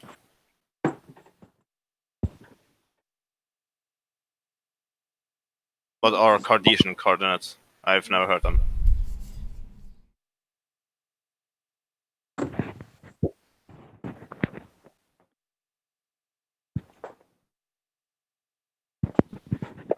Three-dimensional coordinates. Ah, okay. Never heard the name. I think Timmy's been talking about it recently. Who? Who was talking about it? Tim Osman. Ah, okay. I know that. Yeah, the fundamental materialist. He's a fundy materialist. You know him? So this is really mass, exciting. You said? Can't wait for the next statement. There's a lot of background noises anyway. We what didn't about get mass? a definition for it. You gave us the definition of a mole. Oh, yeah. I mean, I could tell you about density. Like the amount of the amount of mass in a certain space, but mass itself. Define mass. Yeah, I know. Mass. That's I the gave you problem. more. You could have Go on, Googled then. it by now. I could Google it, but it would be cheating. No, not at all.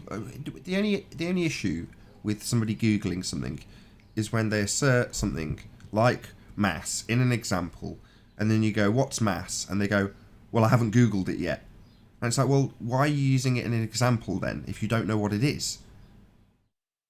But if you just don't know what it is, and you admit to that and go, "Oh, I'm gonna have to go and Google it," you go, "Okay." Yeah, I thought I know what it is. I thought it is just the amount of atoms, but I was wrong. So yeah, that's a mole. Yeah. So, since you guys know what it is, you can explain it then. We're not making an example with it. You are. Well, you wanted to know the definition, so you can say it now. We want to make sure you know what it is. What he's making an example of. You don't seem to appreciate what's happening. So, you give us an example with mass, and then we ably point out that you don't know what mass is, because you've given us a definition for something else. Yeah? Now, at that point, if it were me, I'd be red-faced embarrassed and either conceding or looking it up so I could get the right definition. But you're, like, oblivious to this. It amazes me. Yeah, I'm going to search the most complicated definition with the Higgs field just to upset people here. Hey, while he's looking that up, let me make a comment. Yes. Please. I think where he's going is that the reason why the airplanes don't affect the Coriolis compared to the bullets is because they're more massive. They shrink space-time, and they don't appear to move as much. I got it. Yeah. Now that's coherent. That could really have been my answer. You are doing great. No, you're giving Zinder far more credit and actually formulating out of his nonsense a half-decent argument that would require you believe all of Einstein's bollocks. But yeah, aside from you having to understand and appreciate and accept Einstein, that would be a reasonable argument, better than Zinder's, in fact. Sure, that would be a great argument. I should go present it to some people with a brain, I guess. No worries. Yeah, well, You just show them the transform equations, tell them that time has been dilated and the object of mass has contracted, and Bob's your uncle. Problem solved. Coriolis force. No worries. Then you can move over to your black hole, and then you can ask them how they conjured that. You know how black holes were first conjured? By Einstein. Not by Einstein, Was it by his work. Well, it was when you say how they were devised. You're talking about Hawking's. Not how they were devised, how they were conjured. I don't follow you, so just tell us. Yeah, they were conjured from Einstein's field equations. Just math. They didn't see anything. They were just looking at his field equations. No, I totally appreciate that. I was just about to come on to this subject. So people have shown that picture, and I kind of just shrug my shoulders because to me it's just a picture of something, and it very well may be something in the night sky. No worries, I've got no issue with that. Donut in the sky, very difficult to see. Fine. So what? But then when you attribute that donut in the sky to, as you put it, Einstein's field equations, then that's an outrage. It's reifying mathematics into something you've seen in the sky. I love that definition of mass. Sorry. Like mass is a measure of amount of matter in an object. And matter is anything that has mass. As a definition of that. The dictionary. Oh, that's great. I love it. I love that definition. That's great. So that's circular reasoning in the definition. Yeah. Where's that definition from? That's brilliant. Let me show you. Wait. That's great. Circular reasoning in the definition. He couldn't even make it through it, Nathan, without busting out. Well, I take it back. Zinder's not as stupid as he lets on. What? That was priceless, Zinder, I'd have to say. Nothing to see here. It's great. Look. So mass is a measure of amount of matter in an object, right? Mass is usually measured in grams or kilograms, and then when you go matter, anything that has mass and occupies space. I love it. That's great. It made my morning, Zinder. Thank you very much. That was brilliant. The priceless part was him saying it, and he couldn't get it out without busting out laughing. Now look at mole, Zinder. Sure.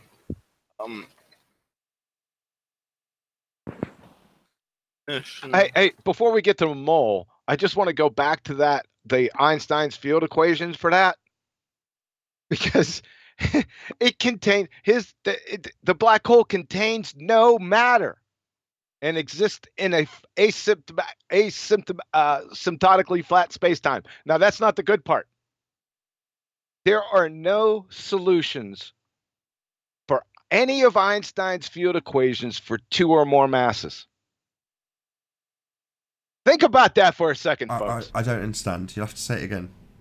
There are no solutions for any of Einstein's field equations for two or more masses. But it's whatever relative, mass may be. Right? We don't know what that is. Because of the relativity aspect.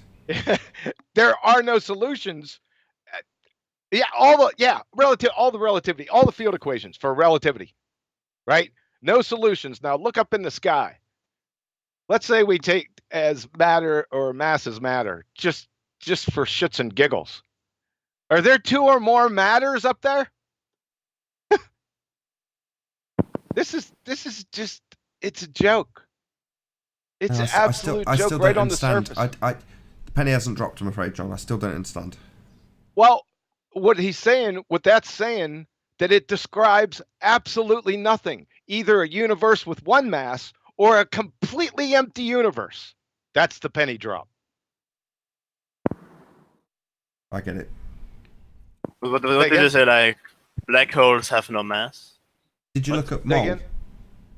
Oh, no. I could, if I remember right, is mole is attached to a carbon atom, isn't it? A certain isotope, I think. Mole. Wait a second. Before we get to mole, Nathan said something. I didn't catch what he said. Did the penny drop for him? Not really. Well, his field equations are describing the universe, but there are no solutions for two or more masses. That means his field equations are either describing a universe with one mass or a completely empty universe? When you look up, is it empty? How is that even so? Because that's like what you're saying. What you're saying is they're meaningless, right? Exactly. That's exactly what I'm saying. How can how can this even be part of the rhetoric then? I don't get it. Yep. Yeah, hey, you're telling me. Hey, People have to pass their class. People have to get their A's. That's the thing. People, let me add on real it's quick. very hard. There's also something called the three-body problem, right, of orbital mechanics, where the math classical mechanics. Yes, the math can exist for three orbital bodies. It's theoretically possible to solve those because those are Newtons, right? That all springs from Newton. It's theoretically possible to solve those problems, but you can't. The math gets just too crazy. But that's not what we're talking about. We're talking about Einstein, right? This is a complete farce. We haven't talked about this, Nathan. We'll talk about it, man. Both It's farcical. examples, John, wouldn't you agree in both examples, people assume that they can go beyond that and they act as if they already have? Yeah, they assume in the classical mechanics, they assume it's theoretically possible to solve those equations. It's just too complicated. You can't do it. It's theoretically possible, though. You following me with what I'm saying there? Right. But people act as if it's already been solved, and that's how we know everything, where it is, what mass it is, how it's rotating around each other. We know all that already, even though the equations haven't been solved, or they describe nothing. Yeah, but you got to be careful. Make sure you know, if you're talking about Newton, those are two different things now. You're talking about Euclidean three space, the laws of superposition hold, but in Einstein's field equations, the laws of superposition don't hold. And his field equations, they don't take into account anything more than one mass. And of course, the black holes were just conjured from the mathematics. There was no observation or anything. They just came out of the mathematics. They just poofed itself into existence. Right. So when people hear someone assert that there's a black hole, and then they look at all this math and they say, well, they're smarter than me, therefore their conclusion is correct because I can't do this math. You got it. Yep. Oh, but does it mean like in a black hole which would be infinitely dense? Wait a second. With my finite wait a second. Wait a second. Before you go off on the reservation about the reification of it, the point here is that when there's a supplementary point, which is when they assert this shit, they use the word science, and it's in fact mathematics. So when they say blinding you with science, they actually mean blinding you with differential equations. It's bamboozling you with mathematics as opposed to blinding you with science. Right. Now wait a second. Get back to Zinder. He just said infinite density, right? Or infinite volume. Right? Yeah, what I wanted to say. Wait a moment. Let me finish. Wait, density. What I wanted to say is, wait a second. No. Wait. Hold on a second. If density is infinite, then volume must be zero. Can you divide by zero, people? No. It's undefined. In primary school, we learned this. So not only do they define by zero, we're going to go over this in the next Ballbusters, not this weekend, but the weekend after.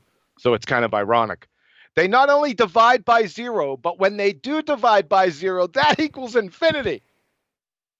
This is a friggin' carnival tent show. John, let me add something real quick. Just before you do, so they're literally, even the mathematics, they're not sensible mathematics with any sort of logic attached. They've just literally plucked it out of the air what these maths do. Right. Wait till you hear my example. Good. Okay, so 0, right? You take all the negative numbers and all the positive numbers and you add them together and you get 0. Therefore, 0 is all existence, and therefore something can come from nothing. Wow, who's made that argument? I haven't heard that Lawrence Krauss. Who? He wrote a book about it. I didn't hear you said. Who? Lawrence Krauss. Oh, Lawrence Krauss. God. Professor. No wonder I haven't heard of it. Thanks. These are the things these people believe. Like they suppose in their mind that if all numbers can equal 0, if you add all negatives plus all positives, therefore that means numbers are reality. So therefore all existence can exist in 0, but we know it's all the numbers added together. So therefore something can come from nothing. That's an indirect calculation of Larry's IQ. Exactly. I mean, they really can't say anything. It just amazes me. I mean, when I first heard it, for a split second, my blood started boiling. It's like, what an outrage! They can just say anything they like, basically. They do. Can I? Yeah. Can I read something that is about to be used against me? That's Einstein against. It's contrasting Newton from Einstein. Now it's being used against me, but the first paragraph is beautiful. There's two paragraphs. I'll miss out the middle bits to keep it concise. But when John's claiming or citing the bit that basically says that Einstein's math means nothing, listen to this for glorious. The first paragraph reads, "Thus, the new theory of gravitation diverges widely from that of Newton with respect to its baseline principle, but in practical application, the two agree so closely that it has been difficult to find cases in which the actual differences could be subjected to observation." And get this, this is the second one. It goes on, there's a couple more paragraphs in the middle, but this is the conclusion. It says, "Nobody must think that Newton's great creation can be overthrown in any real sense by this or by any other theory." Now that's being used against me, right, to contrast Einstein from Newton in that he didn't debunk Newton, he added to it. But what this actually says, if you read what this actually says, I'll read it again and listen to the words carefully. It says, "No one must think that Newton's great creation can be overthrown in any real sense by this or any other theory." So in other words, what he's saying is the value of Einstein's own work, according to Einstein, is zero, because he says, nobody must think that Newton's great creation can be overthrown in any real sense. Well, in what sense can you overthrow something if it's not in a real sense? He's literally admitting that his work means nothing. Well, no, he's also admitting something else earlier on in the sentence. What does he describe? Newton's work is bullshit too. Exactly. Yeah. It's almost like you've got to comprehend, you've got to understand what's being said and understand the words. But he's saying that Newton's talking shit and he's also talking shit.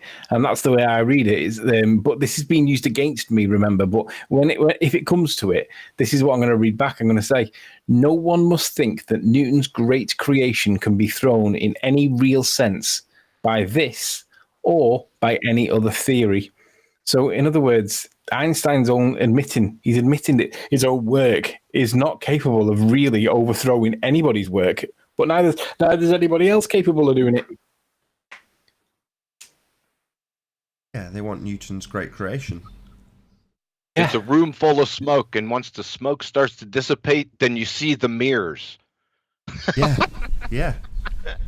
They're shapeshifters. They're mytho-mathematical shapeshifter philosophers with calculators. So who is this then? I've got time, space, and gravitation. Science is the heading. What's the actual? What is the citation? Where is the citation from? This is Einstein's own piece of paper, their own piece of work called the name that you just gave, time, space, and gravitation. Oh, okay. And it was published. Newton's own words. Newton's. These are Einstein's own words. Yeah, Einstein's own words. So if you quantum mechanics more bullshit than relativity? Let's not. No, quantum mechanics and relativity are married bachelors. But didn't quantum mechanics become a thing after relativity and because of the consequences of relativity? No, they're directly opposite of each other. Married bachelors. Quantum mechanics pummels relativity into the incoherent oblivion. That's why Einstein conjured thought experiments to debunk quantum mechanics. So whoever's telling you, you can't state quantum mechanics and relativity in the same sentence. Is it quantum mechanics that states that you can't know the exact position and momentum of a particle, right? That's the uncertainty principle. Yeah, and in a black hole, which would have infinite. Sorry, Zinda, I really hate interrupting you when you're not doing anything wrong. What principle was that? I didn't catch the principle. What you named it? Uncertainty. Yeah, it's Heisenberg's uncertainty principle. That's what he was trying to state. Sorry, Zinder, carry on. Yeah. And when it comes to black holes, you would have infinite density, so you would in a black hole you would know both things, right? Theoretically. No, you can't have infinite density to begin with, like I just told you. You can't divide by 0. Yeah, so I just said, like, that's just in terms of the uncertainty principle, a black hole would be impossible. Just because of that, not because of the dividing thing. Let's put it aside for a moment. Right? No, that's too much fun. I like the dividing by 0 thing. I like that too much. Hey, listen, Nathan, before you go, don't drop me. I got a friggin' bomb to drop. Is Anthony on Skype or is he in the Hangout? In the Hangout, we can see. Yeah, when you end this show, I'll go ahead and add Anthony. You're gonna love this. Find out now if that's going to kill the conversation, which it might well do. Sorry about that. I just didn't want to. It's all right. I was happy to keep going, but I'll end it there, I think. Unless somebody wants something pressing to say to the Nathan Oakley 1980 audience. I didn't mean to end it right now. I just said when you will end. When you do end it. Sorry. I wanted to say I really enjoyed it, guys. I think we will see us again in a month. Sometimes people have to take a break from Flat Earth. And that was my moment. So, see you in the future again, and keep it flat or whatever. Yeah, it's a pleasure, Zinder. Keep it flat or whatever. The arduous battle of acceptance, and it's hard. We feel for you. Yeah, I think it is really funny, and he said, "Keep it flat or whatever." Hey, keep it concave, keep it convex. Whatever you. I like that mass definition too. Thanks, man. It made my morning. Appreciate it. So what is the real definition then? Can you tell me? Well, look. A mole. I just as I remembered, a mole has something to do with carbon atoms, and when I look it up, it says that a mole is 12 grams of carbon atoms with the isotope C12. Right, yeah, so they changed that. No, but they've got a defined amount of stuff. That a quantity of anything will contain based on the number of carbon atoms. So but they changed it. They changed it. They just changed the new definition. It's not carbon anymore. It's the amount of elementary particles. But that's all right. It doesn't mean too much. Sure. It's the same thing. It's the amount of matter. Well, they just give it us. What's mass then? But the definition actually says, the measurement used to measure the number of things, usually atoms or molecules. Well, the amount of stuff in something, which is what you define mass as, is a mole. Yeah.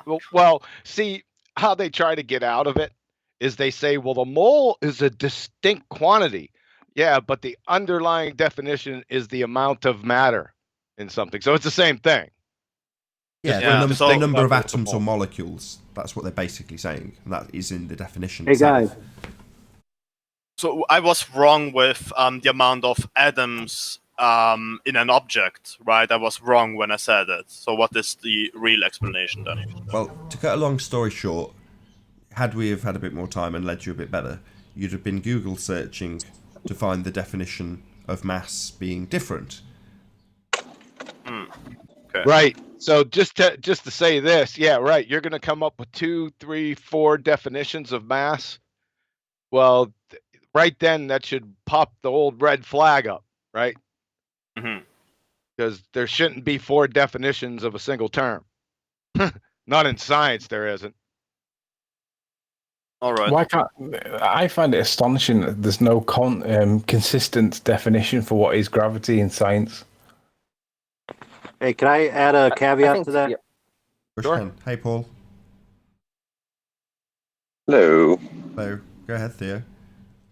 All right. Real quick before I gotta go. What Zinder fell upon was called a tautology, which is an erroneous explanation by just creating something different but with the same words. Creating different words for the same thing.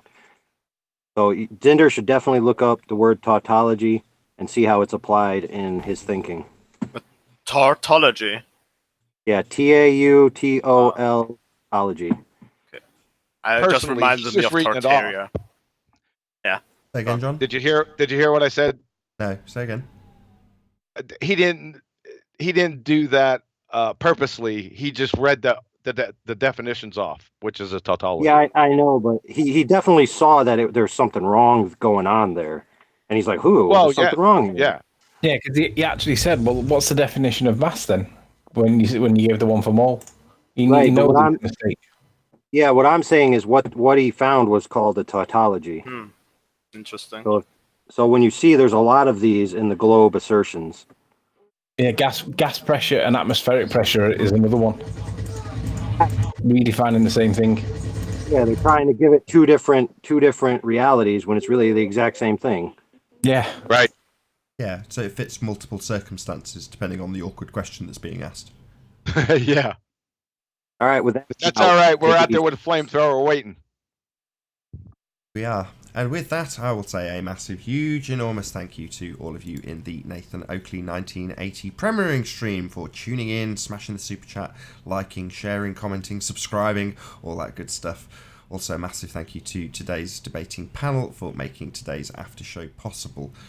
If you'd like to keep yourself occupied after this stream is over, then go to nathanoakley.com and check out the Flat Earth Debate Forum to keep up to date with the community debate. I've been Nathan Oakley, and I'll see you all in the next video. Oh, what a day! What a lovely day!